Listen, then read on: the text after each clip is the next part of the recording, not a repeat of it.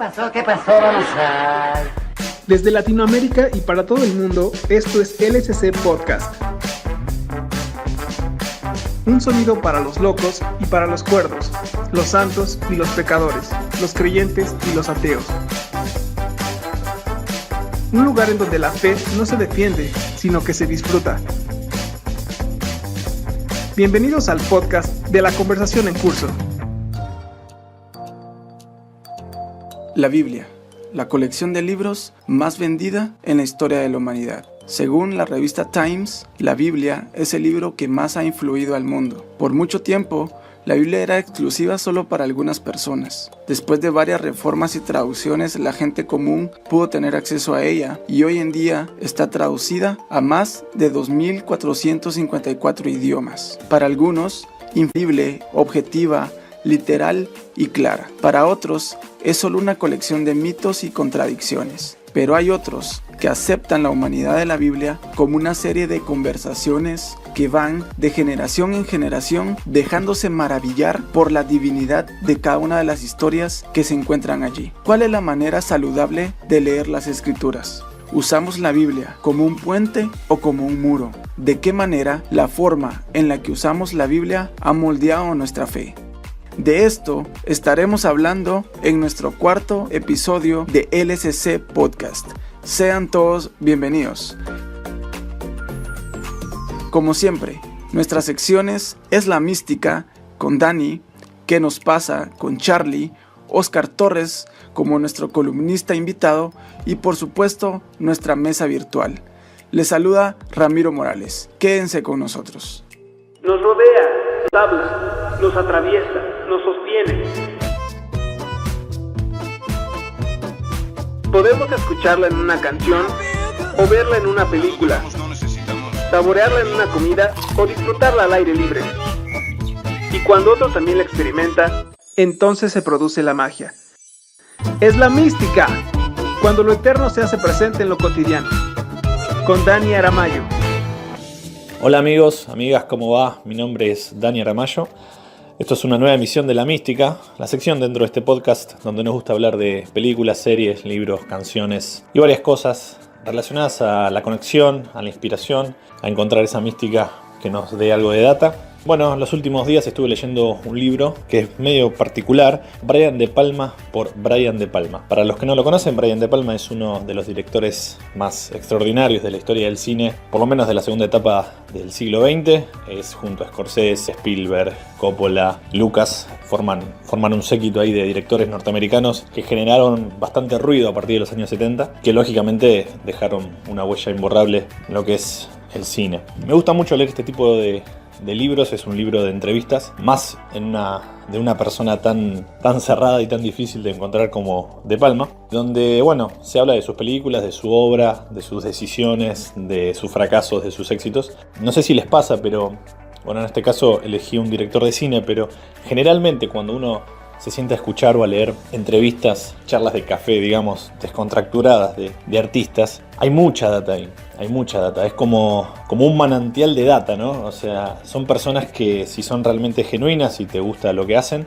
tienen mucha data para transmitir, son como una escuela en vida, porque lógicamente llevar adelante obras de arte, lograr hacer una buena película, un buen disco, un buen libro, tiene en el medio un camino bastante difícil, particular, con más complicaciones de lo que uno a veces suele esperar. Y nada, uno como espectador, como seguidor de determinadas personas, obviamente tiene acceso a esas obras, pero recién cuando se encuentra con este tipo de libros, uno entiende lo que conllevó a hacer esa película o esa canción. Para mí es bastante inspirador leer este tipo de cosas.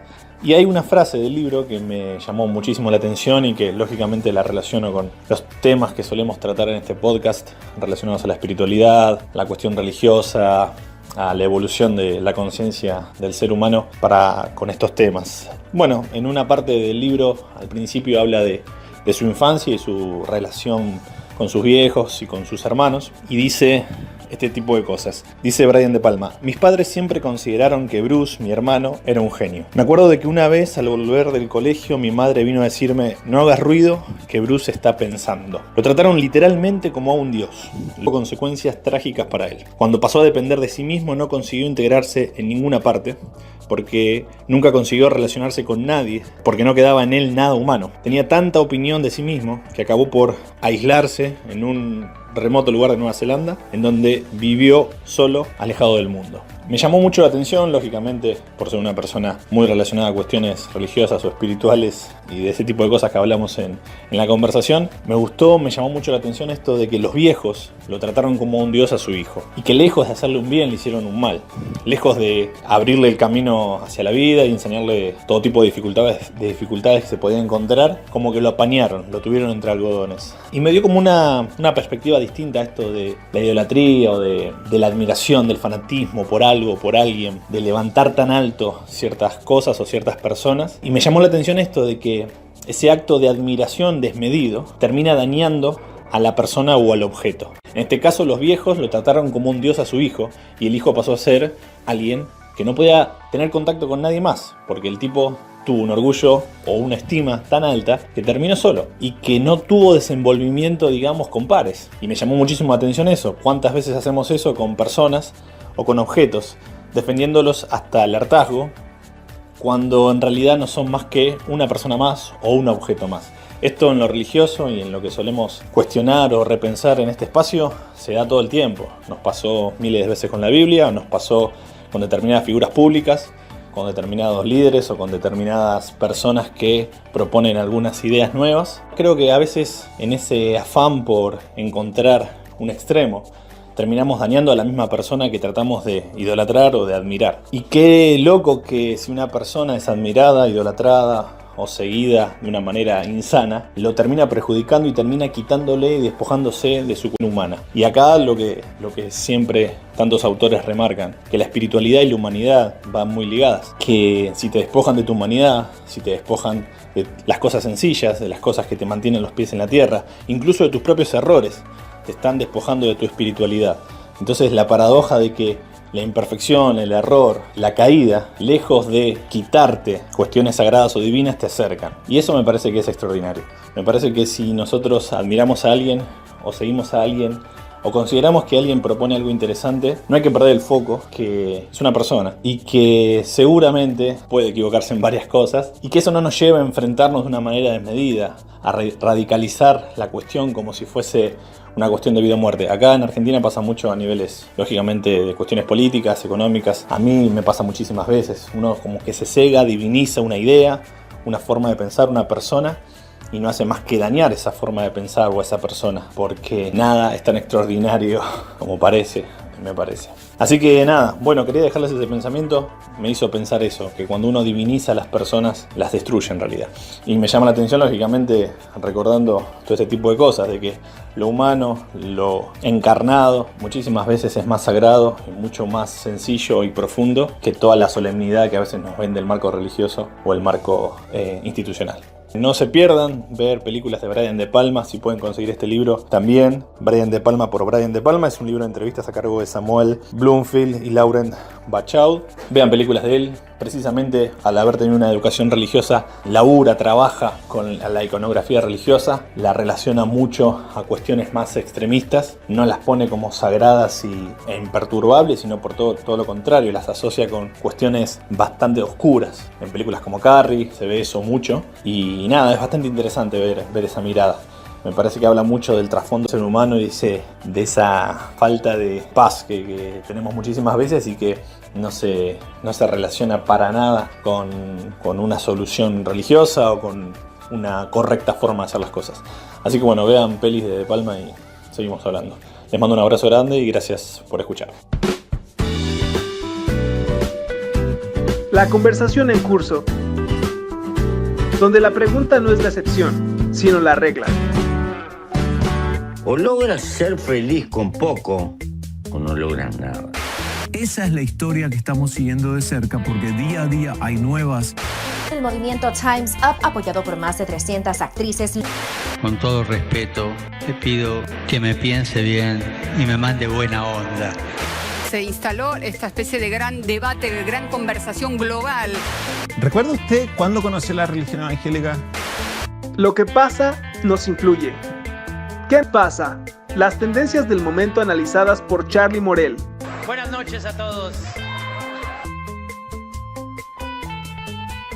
Mi nombre es Mayra Arena y tengo casi todos los estigmas que se pueda tener de pobre. Soy hija de madre adolescente, no tengo padre, somos un montón de hermanos, ninguno tiene padre. Dejé la escuela a los 13, fui mamá a los 14 y podría seguir. Los que crecemos en la pobreza estructural, los que crecemos en los márgenes de la sociedad, vamos a la escuela cuando podemos, cuando se puede. Jamás nadie nos enseña que hay que cumplir algo de lunes a viernes. Jamás adquirimos la costumbre de madrugar todos los días. Y como ustedes saben, todo lo que uno no aprende de chico es muy difícil incorporarlo de grande. Sé que antes era un crimen ser homosexual y hoy en cambio nos parece un escándalo que se ataque a alguien por su sexualidad. Antes era un pecado ser mujer y pretender hacer algo más que no fueran tareas del hogar, y hoy en cambio es un escándalo que nos quieran asignar una tarea por el hecho de ser mujeres. Y yo celebro que nos escandalicemos ante esas cosas. Pero hay algo ante lo que no nos escandalizamos. No nos escandalizamos con la pobreza. Vamos por la calle y vemos un tipo durmiendo a la intemperie y no nos escandaliza. Hola, ¿cómo están? Muy pero muy bienvenidos a esta sección del podcast que llamamos ¿Qué nos pasa? Soy Carlos Morel y te voy a acompañar en estos minutos para tomarme una reflexión con vos. Y en esta ocasión quiero traerte algo que anduvo dando vuelta por las redes sociales.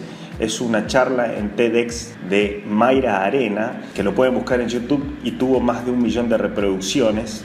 Mayra Arena es una chica nacida en Bahía Blanca, Argentina, y es estudiante de Ciencias Políticas de la Universidad Nacional de 3 de Febrero. Se hizo muy conocida en el ámbito local. Ella escribió una carta titulada Los beneficios de ser pobre. Mayra en esta charla de 13 minutos relata su cruda realidad y nos lleva a mirarnos a nosotros. Es una reflexión profunda realmente. Lo vi en Facebook hace unos días y lo he compartido con todos mis contactos. Y quiero traer a la mesa la crítica que se despertó a partir de todo esto. Primero, es una charla de alto contenido sentimental, profundo, de un corazón abierto, y hay quienes hicieron quizás una crítica hacia el pobrismo y cómo esto repercute en nuestra forma de vivir. Quiero decir, quizás se malinterpreta y quiere tomarse esto de ser pobre como algo beneficioso, algo bueno y algo mejor que el otro. Es decir, si no sos pobre, nunca estuviste en los zapatos, nunca vas a entender realmente la problemática de ellos. Y esto despertó algunas críticas hacia ella, hacia sus comentarios, porque bueno, siempre en Argentina tendemos a discutir todo este tipo de cuestiones, desde qué lugar lo dice, desde qué ámbito político, a qué partido político pertenece Mayra. He visto algunos que dijeron, pero Mayra pertenece a la izquierda o al Partido Obrero o al peronismo o algún partido político, entonces lo dice desde ese lugar, entonces no cobra tanta validez. Realmente yo no lo veo así, para nada. Es una reflexión profunda del corazón. A mí me hizo pensar mucho y lo he charlado con varios colegas, con varias personas que están trabajando y que trabajan profundamente en ámbitos pobres, con niños pobres, y una de las maestras que me comentaba sobre este video es, claro, ahora yo entiendo, me decía ella, cuando les reto a los niños en las escuelas porque no llevan sus tazas, no llevan sus manteles, no llevan sus lápices, porque realmente sus prioridades están absolutamente cambiadas. No son conscientes ellos y no están pensando en la educación, sino en lo que van a comer y de qué van a vivir. Y muchos de ellos están ahí y son parte de nuestra realidad. Yo quiero invitarte a que vos leas y veas esta cuestión del video de Mayra y qué nos lleva a pensar a nosotros, sobre qué beneficios podemos tomar de esta charla. A mí me movilizó personalmente a no hacer un prejuicio sobre ellos, no estandarizarlos y no ponerlos en una vereda de decir, viste, son todos pobres, vagos, no quieren trabajar, no quieren progresar, si pueden salir, si yo lo hice, ellos también, pero no somos conscientes desde qué lugar lo estamos diciendo. Así que yo quiero invitarte a movilizarte en esta charla que voy a compartirles en mis redes sociales. Yo principalmente me activa, a mí me mueve a comprometerme. quizás brindarle una sonrisa a algunos niños que están en situación de pobreza, sobre todo en nuestros países latinoamericanos que tanto sufrimos. Tanto es así que en estos momentos, mientras estoy grabando este podcast, en unas horas voy a ir a un barrio a dar algo de alegría, a brindarle algo de lo que puedo hacer yo para los niños que se encuentran en situación de vulnerabilidad. Quiero invitarte a reflexionar sobre esto, a que te puedas mover y que puedas en tu corazón sentir quizás alguna necesidad de servir y con tus manos, con lo que tienes, con tus talentos, en los lugares en los cuales la vulnerabilidad y la pobreza más nos chocan. Te mando un abrazo fuerte. La conversación en curso. Disfrutando la fe.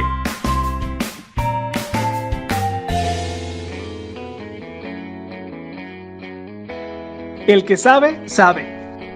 Por eso en LSC Podcast te traemos la voz de un especialista. El columnista invitado de la semana.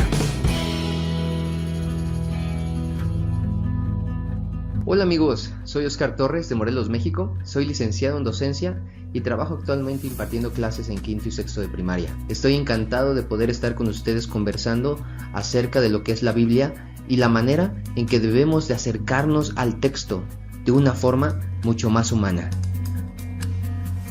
Una característica esencial de la educación que ha perdurado en el tiempo, por lo menos en México, es su carencia de análisis y cuestionamiento. Muchos de nosotros crecimos con una educación completamente tradicional, donde no podíamos cuestionar nada. Lo que decía el profesor era ley y no teníamos lugar a dudas en ningún momento. Lo mismo pasó con mucho de la educación bíblica en las iglesias o en los hogares. No podías cuestionar lo que dijera el pastor o el líder, ni lo que dijeran tus papás acerca de Dios o la Biblia. Nos enseñaban historias de una manera que teníamos que creerlas, a pesar de que nos parecieran completamente sacadas de un libro de ciencia ficción. Eso fue lo que me sucedió en mis primeros años como creyente.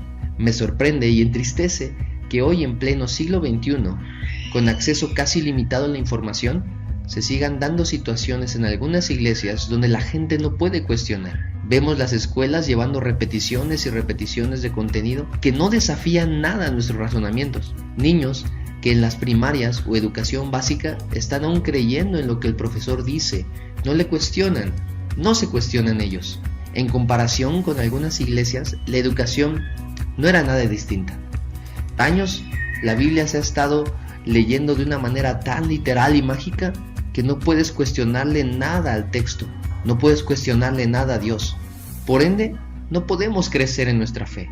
Solo estamos repitiendo palabras sin sentido en nuestras vidas. La Biblia es un libro con muchísimas historias reales y ficticias, con una riqueza cultural exuberante, tanto literaria como contextual. La Biblia, más que un compendio de libros, es un lugar en donde podemos encontrar las experiencias de la gente con Dios y Dios conversando con ellas. La Biblia no es Dios. Si pensamos en la grandeza de Dios, sería difícil imaginar limitarlo solo a la Biblia. Dios es más que un libro. La Biblia es una revelación de Dios de muchas más que pueden existir. La Biblia debe ser leída a la luz de la experiencia humana, a la carne y obras de Jesús. Si empezamos a mirar la Biblia como un libro con superpoderes, nos arriesgamos a escupir versículos a diestra y a siniestra a los demás. No debemos olvidar que la Biblia está escrita en diferentes estilos literarios, desde el excelente trabajo de Juan de Patmos en Apocalipsis y su simbología extraordinaria, los hechos narrativos de un grupo social, las cartas, los evangelios y los poemas como son Salmos, Eclesiastés, Proverbios, Cantar de Cantares y el principio del Génesis. Hacer lecturas de la Biblia olvidando esto ha ocasionado más daño que ayudado a los seres humanos. La Biblia es, como decimos, de la fe en la conversación en curso. No se defiende, se disfruta. Su lectura debe ser libre y esa lectura nos libera de cualquier indicio de literalismo absoluto. La semana pasada, en el salón de sexto año de primaria, donde me desarrollo como docente, el tema que correspondía para ese día es el de la aparición del primer hombre en la Tierra. Los libros de texto nos tenían la aparición preparado ya la información sobre los homínidos y los datos sobre los restos óseos encontrados ya hace unos miles de años que nos ayudan a entender la aparición del hombre y sus evoluciones. muy buena información, pero lo que hace es solo quedarnos con esa pequeña mirada sobre el tema. Entonces, cuando inicié la clase, lancé la pregunta: ¿cómo creen que fue la aparición del primer ser humano en la Tierra? Lo que la mayoría de ellos, casi en automático, respondieron: Adán y Eva, profe. Viene en la Biblia. ¿Qué más conocen sobre esta historia?, pregunté. Uno de ellos contestó que Dios creó todo el mundo en 7 días, pero otro refutó: en 7 días no se puede construir todo esto. Una alumna seriamente participó diciendo: también sé que una serpiente que hablaba engañó a Adán y a Eva. Y otra, que casi no participa, se animó y dijo: ¿qué? Las serpientes no hablan. Esto fue un momento épico. Alumnos se engancharon de una manera tan pacífica. Todos empezaron a dar sus puntos de vista y, lo más importante, se empezaron a generar sus propias preguntas al texto. Me dirigí a mi computadora y comencé a leer las primeras líneas de Génesis, mientras que muchos de ellos era la primera vez que la escuchaban. Una alumna de las que no conocía del todo la historia se puso en pie y dijo lo siguiente: profesor, esta historia tiene muchos elementos fantásticos. Parece como un cuento o un mito, o también podría ser un poema. Me asombré ante su respuesta, a lo que respondí: exacto, esta parte de Génesis originalmente está escrita en forma de poema. Por eso los recursos literarios usados en él son de esta índole. Otro alumno cuestionó: si Adán y Eva solo tuvieron hijos, ¿cómo fue que se reprodujeron? Puede ser, profe, me dijo él, que este sea solo un principio de muchos, que esta historia solo sea para darle un cómo y un porqué a la aparición del hombre, pero también haya otras apariciones. Cada alumno y yo nos fuimos a casa con una sonrisa, y muchos otros aún con dudas que no pudimos responder en clase por falta de tiempo. Pero a esto me refiero: el acercamiento a la Biblia debe ser pedagógico y andragógico, con preguntas, dudas, respuestas, conocimientos previos, aplicaciones a la vida. Si nuestra educación y miradas hacia la escritura no están empapadas de cuestionamientos, no aprenderemos nada nuevo, nos quedaremos con lo que se ha dicho siempre. Encontrar nuestras propias conclusiones nos hace vivir una fe nueva todos los días. Construyamos, accionemos, miremos las escrituras con esa gran riqueza cultural, lingüística y prismática. Disfrutemos de nuestra fe y de la Biblia. Un artículo, un video, un tema, muchas opiniones. Pero también una realidad Realmente que a mí no me gusta la Así forma que para en no que ser me un ves. problema ideológico, Conversaciones en curso. Porque la fe también usa WhatsApp. no sé, me da la sensación de que cuando estamos hablando de la Biblia y de Dios, es como que lo usamos como un mecanismo de látigo, para mantener a la gente ahí como apretada, al decir esto está diciendo Dios, ojo que lo está diciendo Él, y bueno, se crea ahí todo un mecanismo de miedo, digamos. Tampoco nos hace bien, no nos hace sanos. Me parece que estamos llegando a un punto con esto de idolatrar la Biblia, a un punto de locura, que no nos estamos entendiendo, o sea, no estamos siendo sanos, reales, coherentes. A mí algo que me llamó mucho la atención, y no sé si trivialice mucho el asunto con esto, es que finalmente en Occidente, tanto cristianos como no cristianos, estamos familiarizados de una u otra manera con las escrituras. O esto se manifiesta en que, digamos, en el argot popular uno escucha cosas como: en la Biblia dice, ayúdate que yo te ayudaré, o el que madruga Dios lo ayuda. Y cosas así como de la sabiduría popular que adquieren un carácter de autoridad cuando se dice esto está en las escrituras, esto es bíblico. Y pues en las comunidades cristianas esto es incluso peor, porque hay líderes religiosos que abusan económica, sexualmente, bueno, de muchas maneras, cuando dicen dame dinero porque esto es bíblico, ten sexo conmigo porque esto es bíblico. Y bueno, si ya de por sí es complicado lidiar con lo que textualmente está en la Biblia, pues más complicado todavía es lidiar con estas cosas que muchos atribuyen al texto bíblico y que ni siquiera están ahí. ¿Qué hacían los cristianos antes de que la Biblia saliera? Es decir, la Biblia como la conocemos hoy. Porque la mayoría de nosotros juzgamos a los demás porque tenemos la Biblia, pero no nos acordamos de que por 1000 años, 1800 años, no sé cuántos, las personas sin tener tuvieron que arreglar para ser cristianos sin tener la Biblia. Y eso nos debería dar algo que reflexionar sobre lo bibliocéntricos que somos. Y lo otro que me hace es pensar, Fernanda, es que por el medio en el que yo me muevo, que tiene que ver con políticos y todo esto, uno de ellos una vez me dijo que la política consiste en tener poder. ¿Y poder para qué? Poder para poder. ¿Poder qué? Poder hacer, poder construir, poder cambiar, poder gestar. Entonces yo creo que cuando se hacen interpretaciones de la Biblia, muchas personas lo que están buscando es poder. Y ya tendríamos que entrar a evaluar qué hacen esas personas con ese poder.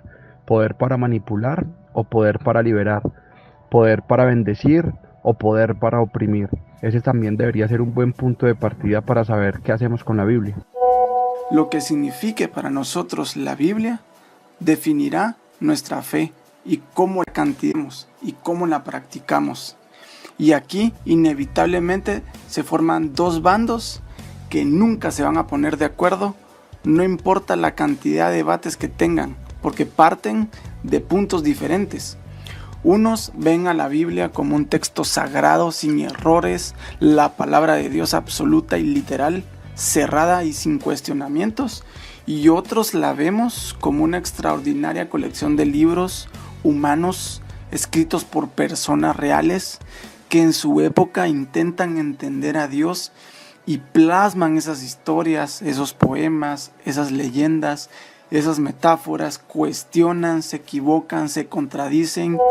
Sin embargo, noto que hay un tono muy divisorio, y es que estás clasificando a las personas en dos grupos: o lo tomas literal o lo lees de otra manera no tan literal, y las dos vertientes de ese mismo río parecen llegar a lugares diferentes. Yo quisiera partir de que todas las personas que nos acercamos a la Biblia por una u otra razón lo hacemos con buena fe. Lo hacemos porque deseamos el bien y deseamos lo mejor para nosotros y para la sociedad en la que estamos. Quizás brindarle este beneficio de la duda a las demás personas que no la leen como yo la leía o como la leo ahora, me permite acercarme a ellos y me permite que ellos se acerquen a mí sin que tengamos etiquetas en la frente de hereje, mentiroso, desviador, corrupto o fundamentalista. Yo ya sé que hay cosas a las que no quiero volver jamás, pero por lo menos quiero darme la oportunidad de hablar con mis amigos, de hablar con las personas que quiero y decirles: hey, vení, es que podemos hacerlo de otra manera, o contame tú por qué lo haces así.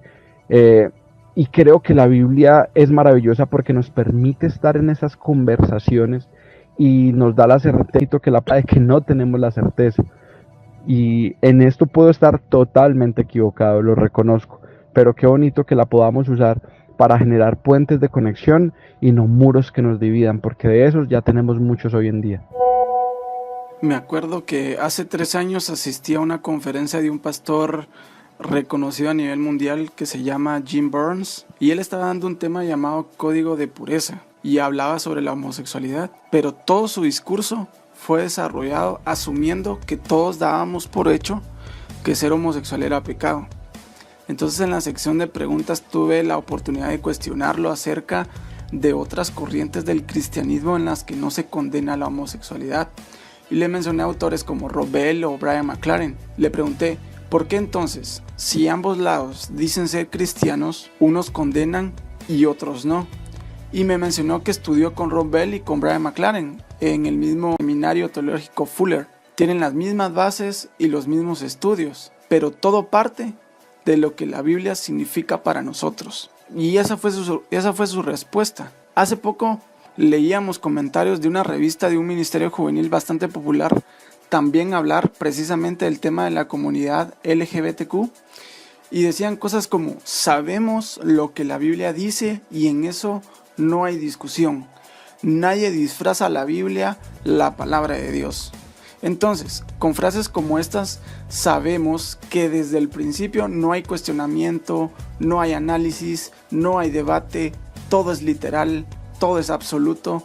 Y entonces esta posición acerca de la Biblia que tienen estos cristianos ha creado un discurso cerrado, rígido, arrogante, y eso cualquiera que tiene sentido común sabe que no es el mensaje que el Jesús histórico vino a dejar a esta tierra.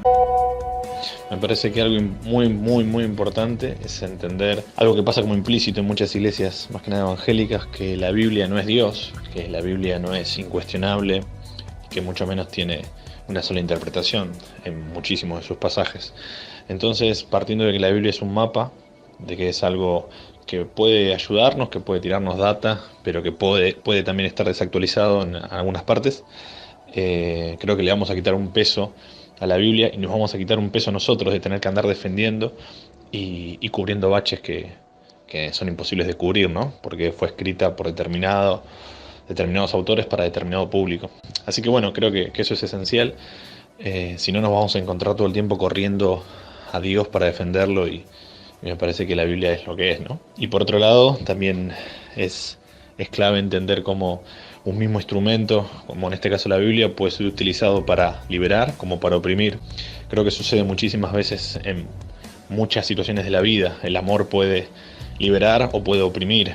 La amistad puede liberar o puede oprimir. La vocación, el trabajo, el estudio, las relaciones, las decisiones que tomemos en sí pueden ser muy buenas o muy malas, partiendo de un mismo lugar y abordándolas de diferentes maneras. Creo que es muy importante eso, la religión, Dios, el amor, todo puede ser opresor o liberador, y mucho aplica también en la Biblia. Así que creo que es importante leerla de la forma más madura posible. Yo estoy de acuerdo con Ramiro en que en efecto existen esos dos grupos de personas, o incluso uno podría llamar vías de aproximación a las escrituras. Sin embargo, creo que hay más. Yo, por ejemplo, me identifico en un tercer grupo que sería un poco como una mezcla de los dos que Ramiro describe.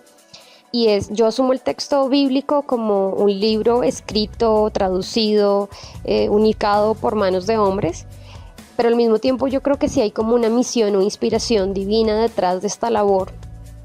Y esto a mí lo que me permite es no hacer una lectura literal o tajante o descontextualizada del texto, pero al mismo tiempo creo que también impide que la lectura de las escrituras se convierta en una cosa meramente académica, la cual creo yo que podría llegar a ser incluso elitista, pues porque si no sabes griego, si no sabes hebreo, si no sabes del contexto, si no sabes teología, no puedes tener la aproximación como más correcta o más cercana a la verdad. Creo que a mí eso personalmente me incomoda, y al mismo tiempo creo que una combinación de estas cosas nos permite definir llamémosle una ortodoxia, que también nos permita ver que sí pueden haber interpretaciones erróneas, como mencionaba Julio, interpretaciones que uno de entrada dice: esto se está utilizando es para intereses personales, para odiar, para rechazar, para discriminar. Y yo creo que la forma también de definir esa ortodoxia responde a la mezcla de estas dos cosas que señalaba.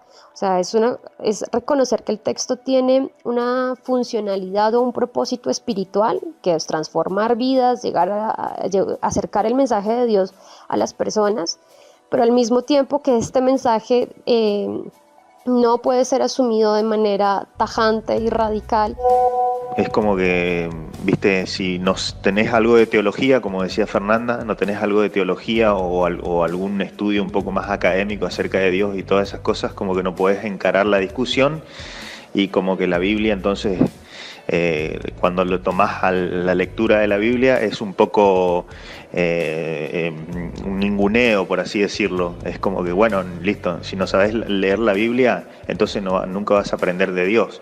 Es como que Dios es patrimonio de los teólogos y Dios es patrimonio de los que interpretan correctamente las escrituras. Es como que si yo vengo y soy ateo o soy agnóstico o pertenezco a otro tipo de religión, es como que, viste, vos no podés hablar de Dios ni de la Biblia, como si fuese que Dios y la Biblia es una exclusividad de un sector de gente iluminada que está hablando desde un cierto lugar académico.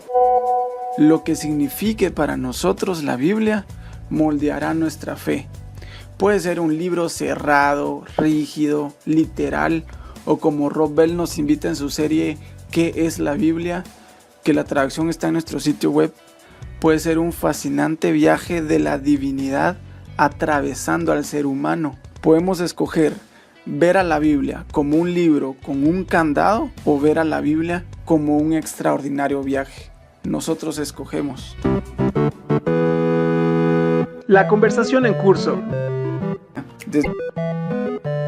El lugar donde al final el amor gana.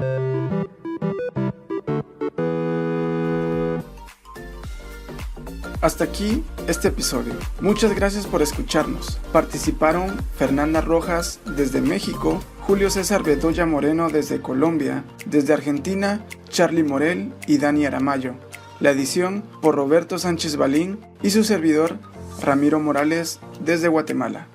No se olviden de seguirnos en Facebook, en donde se publica material nuevo cada semana. Hasta la próxima. Porque bueno, la conversación en curso es eso, es la vanguardia. ¡Aguanta! Por ejemplo, a mí, desde que grabé el primer podcast, ya me siento un influencer. ¡Aguanta!